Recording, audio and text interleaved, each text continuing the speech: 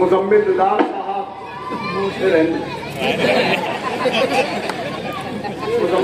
साहब हमारे और आपके कायद मोहतरम मुफ्ती मोहम्मद इस्माइल साहब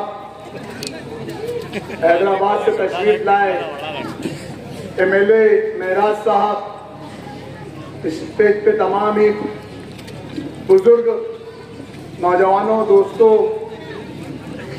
और जहां तक आवाज जा रही है घरों में मुकीम मेरी पर्दा नशीन मां बहनों, 2024 का इलेक्शन शुरू, सबने किसी पार्टी ने तामीर और तरक्की के नाम पर अपना इलेक्शनी मुद्दा बनाया, हमने अच्छाई और बुराई का मुद्दा बनाया, तो किसी ने दबदबे का मुद्दा बनाया। जो तामीर और तरक्की का मुद्दा बनाया, इन्होंने पूरे शहर को खंडर कर दिया। पूरा शहर आप लोग देख लो, बुनियादी सहूलत का फराहम करना ये कारपोरेशन की जिम्मेदारी है। और ये झूठे लोग इतनी शिद्दत से झूठ बोलकर अपने नाकामी को मुफ्ती साहब के ऊपर डाल रहे हैं। जो लोग जिन्होंने दबदबे की बात की कि शहर के अंदर दबदबा खत्म हो गया, मैं मानता हूं कि निहाल साहब का एक वक्त था कि दबदबा था। निहाल साहब दुनिया से चले गए, दबदबा खत्म हुआ, ऐसा नहीं है। भाई ढोल वाले जरा ढोल मत बजाओ। निहाल साहब दुनिया से चले गए जब दबदबा खत्म हुआ, ऐसा नहीं था। ये जो लोग आज दबदबे की बात कर रहे हैं, असल दबदबा इन्हीं लोगों की वजह से निहाल साहब का खत्म हुआ। मैं 2017 का इलेक्शन वार्ड नंबर 17 से लड़ा, मेरे नसीब में शिकस्त थी, मैं हार गया। उस वक्त हमारा कांग्रेस पार्टी से पैक्ट हुआ मेयर बनाने के लिए। हमने शेख रशीद साहब को मेयर बनाया, तो उसके अंदर मेरे घर वाले ने मेरे ऊपर यह चाहा कि भाई तू ऑप्शन के अंदर आ जा। यहां मेरे वालिद साहब मौजूद है, डॉक्टर खालिद ने, इन्होंने कई मर्तबा मुझे कहा कि तुझे ऑप्शन में आना है। मैं इनसे मना करता रहा। जिस पार्टी से तुम मुझे ऑप्शन में लेने जा रहे हो, मैं उनका और मेरा मिजाज नहीं मिलता, उनके और मेरे नजरियात नहीं मिलते।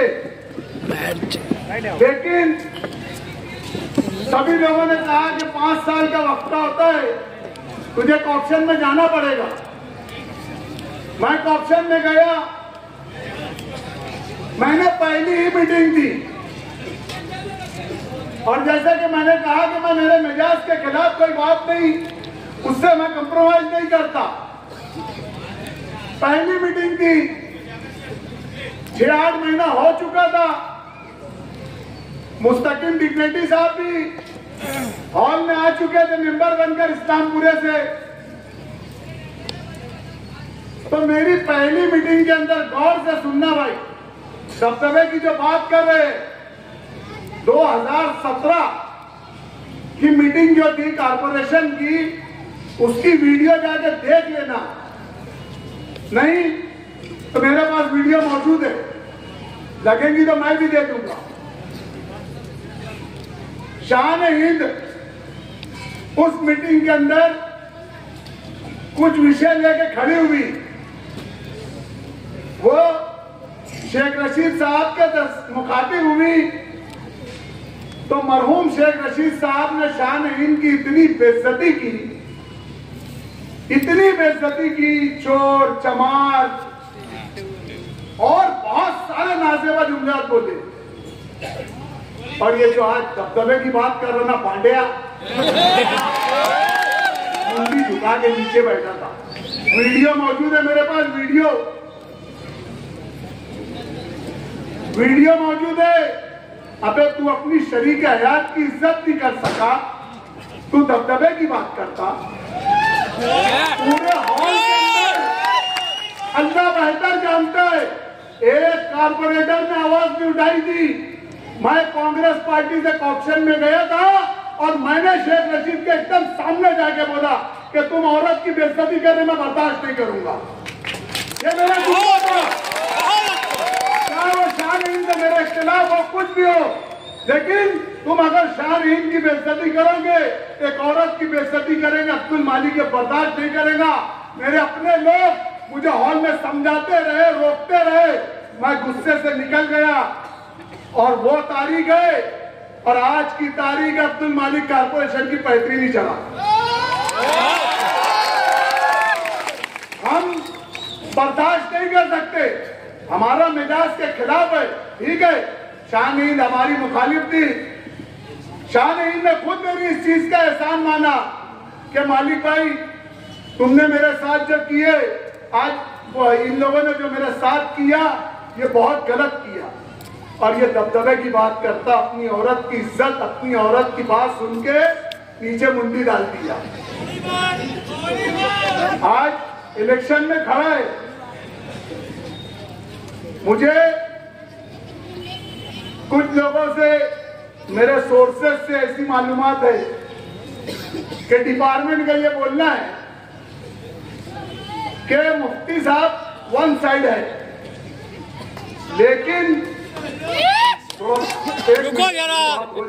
रुको जरा, लेकिन ये जो मुस्तकिल डिग्निटी खड़ा हुआ है, शाह-ए-हिंद जो खड़ी है, इसने अगर वोट काट दी तो मुफ्ती साहब का मुकाबला मुश्किल हो जाएगा जीतना।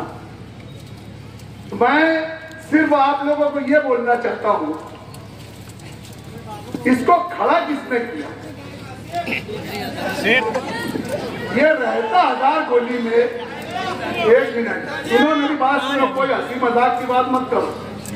ये रहता हजार गोली में, उनके घर के सामने रहता, उनके खिलाफ दुनिया का बोलता, वो लोग इसको ऐसे थप्पड़ तक नहीं मारते।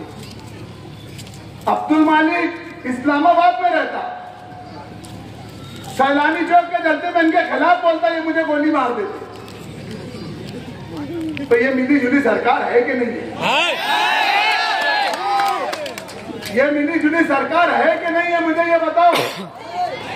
इसको एक मुनस्सम प्लानिंग के तहत आपके बीच में उम्मीदवारी दी गई है ताकि ये मजलिस-ए-इत्तेहादुल मुस्लिमीन की वोट काटे, मुफ्ती साहब के चाहने वालों की वोट काटे, मुफ्ती साहब के मानने वालों की वोट काटे।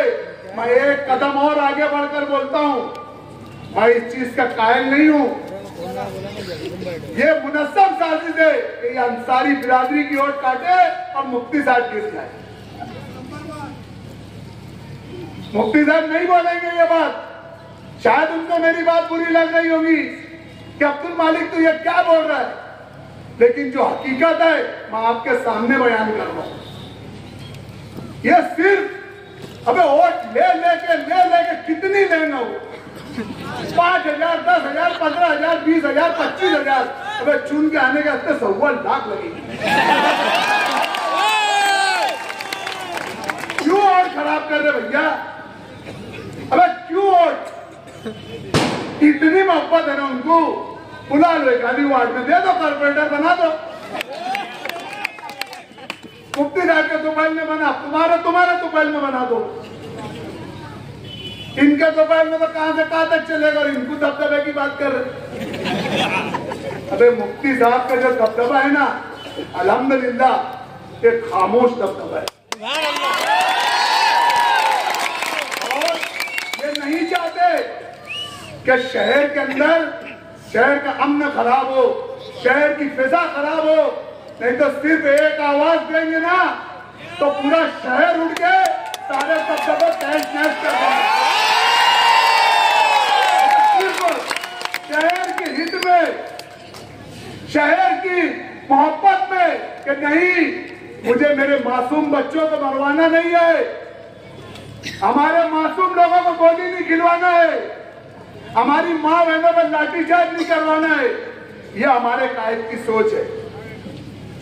काम नहीं किए, काम नहीं किए, अबे मान लो कुछ नहीं किए, अबे किसका कुछ किए नहीं तो किसका कुछ बिगाड़े भी नहीं।